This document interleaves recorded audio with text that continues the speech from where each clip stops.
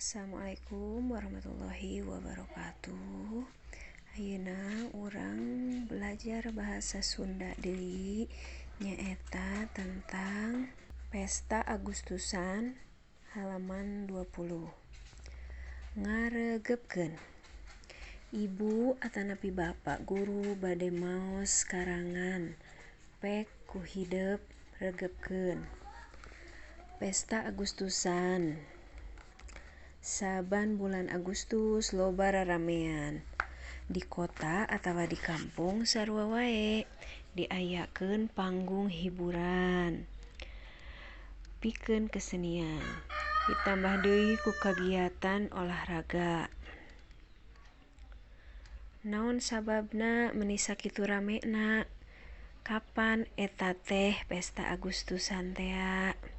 Pikeun mieling kajadian penting nyaeta proklamasi kemerdekaan. Perhatoskeun gambarna nuju balap karung. Tuh.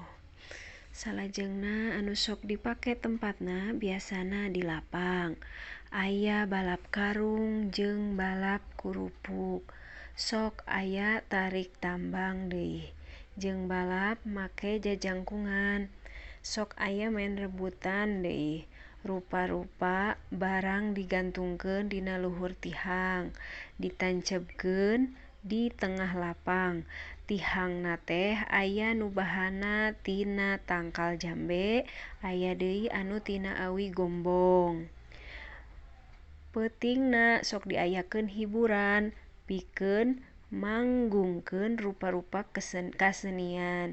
Aya nu nyanyi, aya anu tari jeung anu bobodoran. Anu lalajo rame kaleprok. Pesta Agustusan diayakeun ku sakabeh rakyat Indonesia. Sararea ngarasa bungah bari muji syukur ka Gusti Allah anu maparinkeun rahmat kamerdekaan. Tah ayeuna urang ngajawab pananya. Pek ayeuna ku hidep jawab. Naon tujuan raramean Pesta Agustusan teh? Nah, tujuanna pikeun mieling kajadian penting nyaeta proklamasi kemerdekaan. Nomor kadua, kegiatan naon wae nu sok diayakeun dina eta raramean?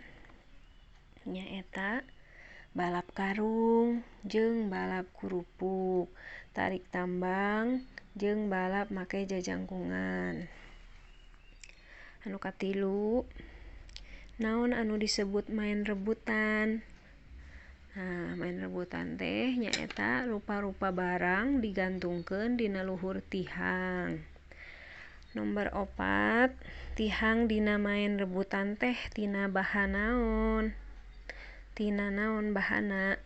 Nah, tina tangkal jambe, aya deui tina awi gombong. Anu nomor 5, naon wae kesenian anu sok dipanggungkeun teh? Kasanianna nyaeta tari, aya nu nyanyi, aya anu tari jeung bobodoran. Salajengna nomor 6, kumaha ari anu lalajona? Anu lalajona kaleprok. Nomor 7, naha urang kudu muji syukur ka Gusti Allah?